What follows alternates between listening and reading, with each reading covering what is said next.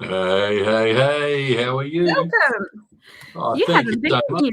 much. Thanks for This is having your me. first. Anytime. First time. You're brave. Brave. Oh, dear.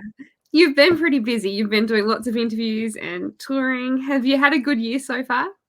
Yeah, it has been. Yeah, it's been a different year. I was really busy working with Becky Cole earlier on in the year, and then I've had sort of a couple of months off. I've sort of had to put my mum, my beautiful mum, who's got dementia, into a home, and and then you got to go through the rigmarole of all of that. But she's really happy there now, and she's found a place she really likes, and the main thing is, they got lots of activities. She's really happy. She's safe, which Yes. was the problem with her being at home on her own.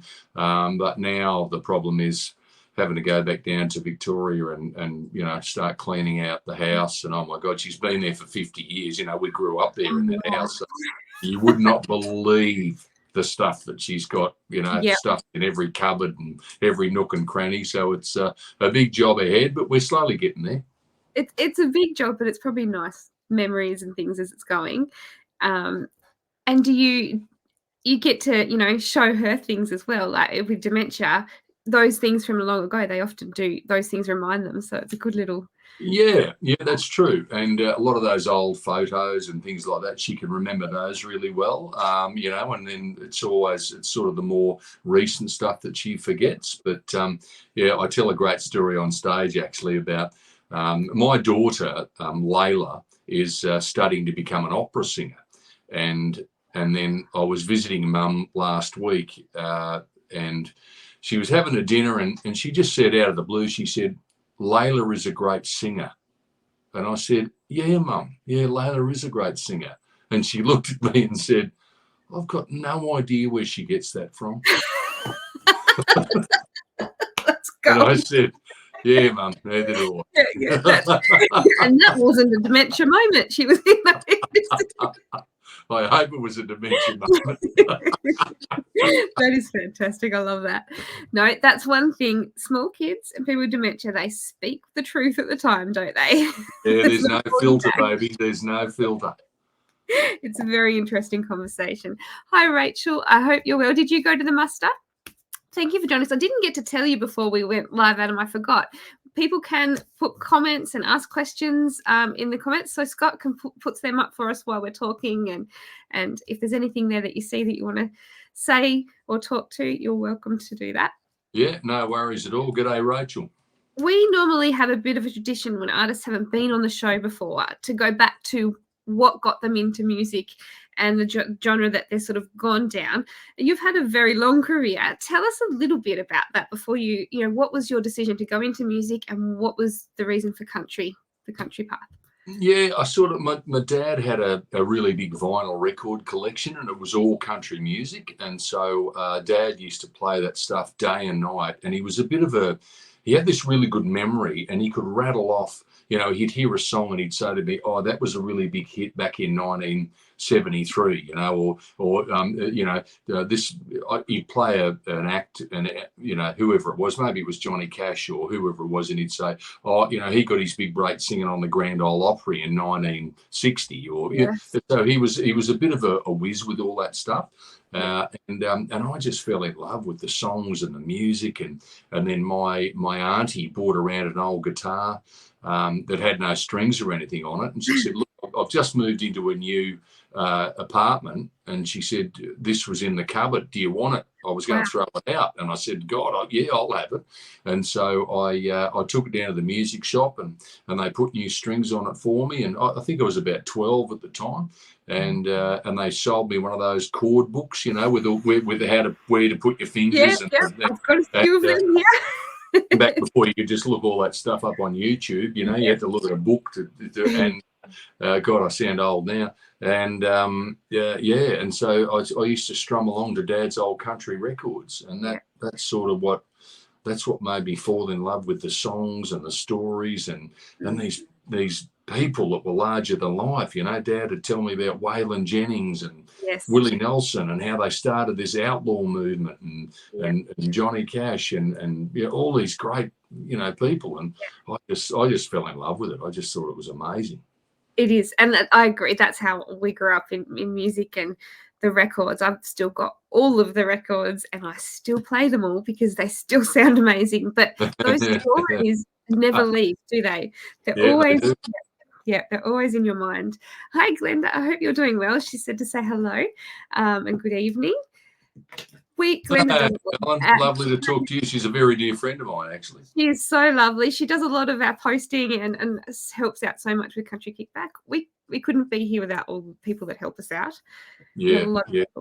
Well, I tell you what, Glenda is, she's just mad, diehard country music fan. She just loves her country music and she loves her Aussie artists. And I think I first met her, Glenda, walking down the beach, I think, somewhere up at the Gold Coast up there when I was playing up there probably 20 years ago, and they've been great mates ever since.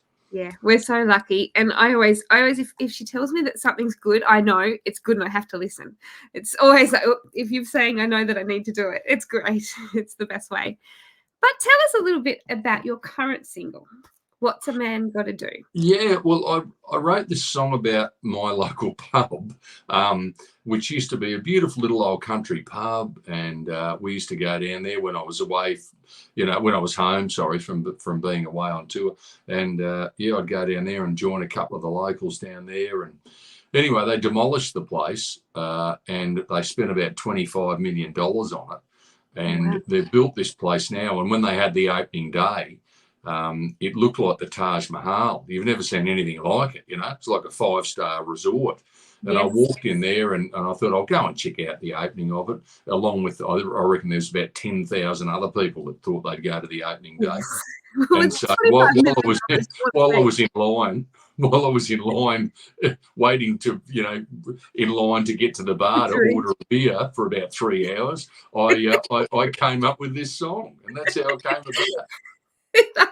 I like that. If you had to do something, you may as well make the most out of it. And get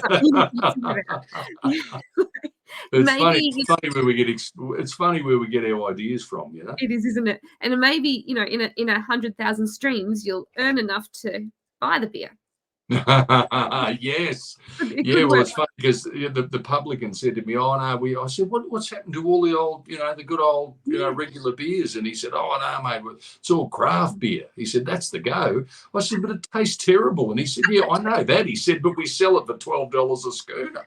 Yep, exactly. The worse the taste, the more expensive the beer. That's how they work it, I'm sure. Yeah.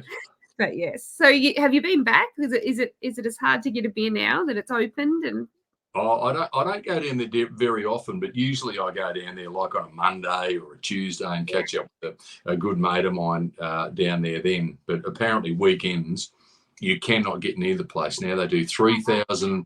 They do. I think someone told me that now they do 3,000 meals every single weekend now. So it's a big 3,000 meals.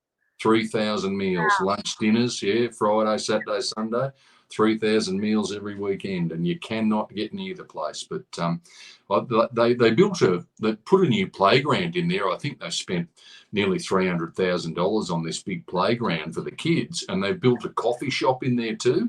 And so when I walk my puppy dog Dolly through the car park, because we go through that way on our way to the park, so I can throw the ball for Dolly, my golden retriever.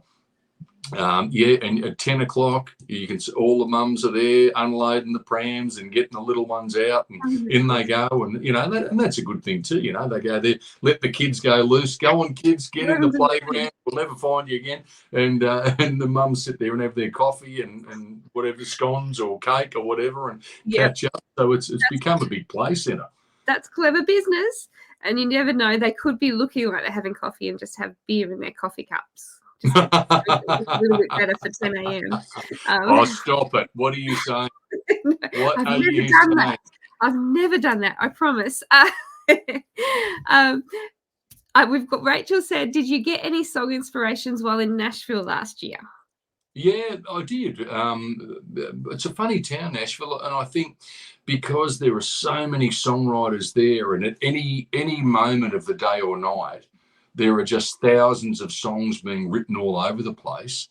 I think there's just something in the air about that. You get really inspired, Yeah. and I catch up with a bunch of my great old mates. A lot of Aussies that live over there now. Half of Nashville now is made up of Aussies that have moved I know. over.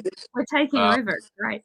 We are, yeah, and which is great, yeah, some of my great old mates that I've written songs with for many, many years. So it's always nice to see them. And I always go there. I always go there prepared with all my song ideas. And I've found out over the years that that's the key to being really productive, because you might only be there for 1 week. And so you've got to, make sure that you write at least one song every day while you're there. And so it really helps if you can go into a co-write with someone and say, this is what I want the album to be about. This is the thing. And I want to write this song today. And then it gives them a really clear, that's what we're going to do. And that makes the process a lot quicker. Do you find that hard? Like, I know that you're probably like any of us, you have ideas, you write this, you scribble them down as they come to you, whether it's 2 a.m. or 10 a.m. But that comes to you in that moment. Is it hard to then go back to it and say, today I'm going to write this song? Or does it sort of start flowing because they're so professional and that's what they do? Yeah, it can. Like you've got to go back through all those ideas and sort of weed them out and think, oh yeah, maybe what the hell was I drinking when I thought that was a good idea? But then you come across someone and think, actually that's really got something, and then so you start to nut it out and get a bit of a sort of a good mate of mine calls it scaffolding, a bit of an idea around the song and how the shape of it, and come up with a bit of a melody. And then, to be honest, when I first went over there to try and write songs with some of these guys who have written massive hits, it's really intimidating. You feel really awkward and intimidated, and I don't want to put this idea forward because they're going to think it's stupid. But after a while, you sort of, as you get more experience with that, you learn to trust yourself a bit, and as you become good mates with them, they feel okay to say, oh mate, that sucks, or that's too cheesy, and so you forge those relationships, and I've made some really good friends there over the years, and I've got to say that the writers over there are just so happy and willing to write with all the Aussies, which is lovely. It is nice, isn't it? And I think it's one of those towns, even if I think you weren't a regular songwriter, it'd have to get you that the history and the knowing of all of that, it'd have to inspire most people.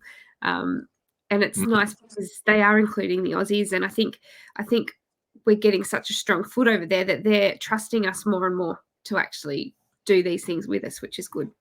Yeah, I agree. And I mean, let's face it, on the grand scale of things, they write songs with us, even though they know they're not really going to make any money out of it, because the market in Australia is so small. They're the guys I write with are writing songs for Kenny Chesney and Luke Combs and people like that.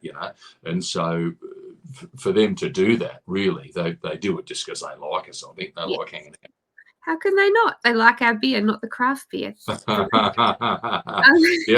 One of my good mates, David Lee Murphy. He loves Australia. He loves Australian beer, and we've written a lot of songs together. And we got arrested together one night, which is another story. But and then I'll tell you another funny thing. I met in Sydney the Dixie Chicks, who are now called the Chicks because you can't call them Dixie. So when I met them and Natalie, I just made this connection with Natalie. We met them backstage, and Natalie could not get over how good VB was. VB, oh. Yeah. She said to me, "This is the greatest beer. This is the greatest beer in the world." And I said, "Are you sure?" Really? Maybe she's just been drinking craft beer. Maybe that's the problem. Maybe it does taste good when you go back to it. It's the visitor's beer. That's what that one's for. But she could get on Bogues. Try Bogues. She might be happy then. The Bogues, yeah, that's good stuff. But I know I'm going to stir up some controversy. So I love my Bogues, but I also went to the Cascade Brewery. Oh, yes. And it Yeah. was Ooh. the Cascade Brewery was pretty good too. So Nice I country. like both. I must admit, I'm sitting on the fence. I really like both, and It's I art, will isn't it? I'll be sampling both kinds when I get down there with Becky Cole in a couple of weeks, actually. That So is going to be fantastic. mm. Now, I actually had a little thing there. You've been touring with Becky. You have only got a couple more shows left. Is that something that you guys have been doing that for so long? Is that something that you guys are going to continue doing, touring together and just having fun? It looks like it's like a great time on the road. Yeah, it is. We're best mates, and we've seen each other at our best and our worst. And yeah, I think that's made us closer. So I'm sure we're going to do more. There's no doubt about it, because I just love being on stage, working with her, and I know she just loves performing with me, which is a great honour, because she's the best in the business, and it's just beautiful to stand there and look across there and watch her just do her thing. It's amazing. So I'm sure it won't be the last. These 3 dates are we're doing in Tassie. They'll be the last ones for this tour, but I reckon give it 12 months and. We're shocked, and we're like herpes. We just keep turning up again, Never So now we'll be back together again, don't you worry. That's the next song idea for Nashville. We're like herpes and go from there. How could it go wrong? But yes, it's going to be great seeing you guys down here. You are then thinking you've just put up for pre-save. You've got a new album on the go. Tell us a bit about that and what's the plans going forward with that? Yeah, the new album. It's called "Let the Song Take You Home," and I've learned over the years. Thank you. I've learned that songs and memories are really sort of interconnected, and you can hear a song that'll take you right back to where you were when you first heard that song, or that special moment that song represents. And so there's some original songs there. There's a couple of classic country songs that really mean a lot to me. So yeah, it's a bit of a mix, and I was really lucky. I got to record this album with a great producer called Luke Wooten, who produced all of Brad Paisley's music. And I just love what he does with Brad Paisley. And when I met him, I said, I love the way that you keep Brad country, what I would call real country, but you give it a real modern twist. And so that's why I went, to him, and I was just lucky enough that he agreed to do it. So I can't wait for everyone to hear it. Actually, I'm really exciting, actually.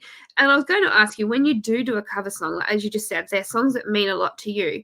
How do you choose that? Because I know for me, if I had to sit here and say I'm going to do a cover album, I'd have another garage full of records, because I couldn't choose one.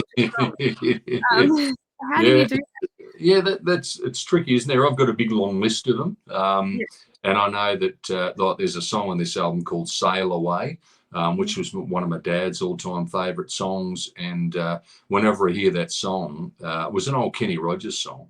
Whenever I hear that, it takes me right back to Sunday mornings. Dad used to get up and cook us a big feed. He used to work 6 days a week, and then on Sundays he'd cook us a big feed of bacon and eggs, and he'd have the old radio blare and the old cassette player going. He'd have the best of Kenny Rogers. He had that cassette, and he used to play that and sing. And "Sail Away" was one of his favourite songs, and he'd sing that at the top of his voice. And yeah, every time I hear that now, it takes me right back to that kitchen at home and Dad cooking up bacon and eggs for us as kids. Yes, maybe that's where Layla got her voice from. Right back to the start. I like that. I like the way you did that. That was good. And I actually was gonna, when you're talking about your mum and dementia, as soon as you said that, I did wonder, did that have something to do with the title of this, "Let the Song Take You Home"? Is that something that you noticed with your mum and her dementia diagnosis? Of course, yeah. And one of the, music's a very powerful thing. It's great therapy. It can heal people. It helps you celebrate great events. But when I look like with my mum, And you know, if I play an old song, it takes her back to the good old days, you know. And I think that's probably a big part of it. It takes people back to a time in their life when, you know, they might have been younger and fitter and maybe in my mum's case a bit more sort of with it, you know, with her memory and everything. And so that's one of the beauties of it. Yeah, it's the magic of music, isn't it? That's I teach. I'm a nurse and I teach aged care and disability services, and we're doing a dementia at the moment. And that's something that I always like to think about is, you know, put a song on there that someone recognizes, and has that taken you to a place? Has that reminded you of something? And it sort of shows them how that dementia mind works and how much that can improve their behaviors, their times on that day. It can just completely change that person. The power of music. Definitely. Yeah, it's so true, and good on you for doing that work. It takes special people to do that. I admire you for doing that. It's a tough job, but yeah, as I said, it takes someone pretty special to do that for a living. It's a good job. It's rewarding, very rewarding. It's worth it most of the time. There are times it's not so. Yeah, sometimes. Sometimes it's just I'm not going back tomorrow. I'm not doing it. But most of the time you want to go back. We're lucky. We're just as lucky as the people. We get to do that, and we get to see these people at the time of their life where it's hard, and we get to see those moments where music takes them back or something reminds them. So we're very privileged to get to see that, I think. And as Chris said, music says volumes when words can't. That's very true. Very true. Wow. Now that's a line for a song. That is. There you go. See, next Nashville trip, you've got 2 song titles now. I don't know about the first one, but that one there's doing as well. Tell us a little bit about what you've got for the rest of the year. As you said, you've got the single, out now, you've got the album coming. Are you winding down for 2024, getting ready to head to Tamworth in January? No, I think I start touring on November the 1st, and I'll be away for the whole month for that. And then we usually slow down over sort of December and Christmas because people are busy. They've got work functions and they've got, you know, everyone's saving up for Santa to come and all that stuff. So, and then we'll have a bit of time off over December, Christmas, New Year's, and then we'll head to Tamworth in January. Yes. Basically, straight after January, I'll hit the road again in February and March, and sort of finish up at the end of March. So yeah, there's a lot of shows, which is great. I'm really excited about new show to put together.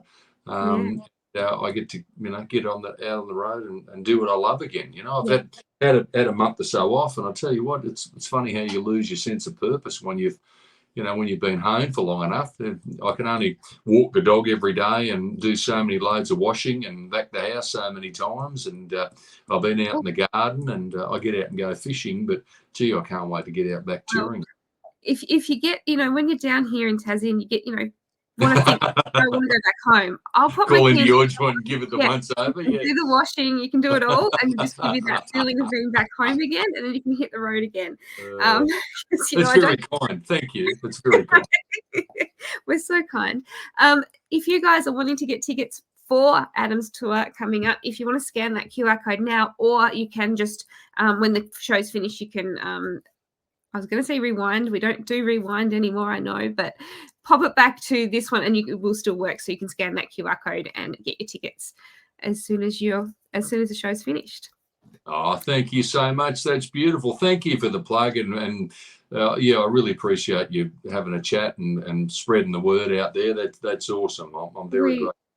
We love having people on the show. And I think my favorite part about music is getting to show people music that they might not have seen, because it's the best. It's just so good when you show someone an artist or a song they've never heard before, and they're like, oh, that's really good. And then, oh, is that American? No, that's Australian. That's my favorite thing about music. Good on you, boss. That's awesome. What is the best platform social-wise? We've got all your social media links there, but is there one that you sort of prefer and do more posting on than others? These days it's normally Instagram and Facebook. I'm not a TikToker. I've got to admit, I know I should be, but So Instagram or Facebook's the way to go for me. Or you can go to my website, if you want to check out any details. Yes, I was going to say merch on the website and on the road as well. I'm guessing you're going to have copies of the album when you're on tour that people can grab if they haven't already. Yeah, well, nowadays all they do is, all they're good for is a beer coaster, isn't it? I haven't even got a CD player anymore. You can't get a car with one. It's crazy, isn't it? I have to use the DVD player, and I didn't realize how much I still listen to music on a disc or on record or tape. I still have tape, but my DVD player stopped working a few months ago, and I said to Mum, I need a new DVD player. I said, there's two things I need. I said, I need it for music, and I need it to watch Baywatch because that's not on normal TV. Oh my God, Baywatch! I still use them.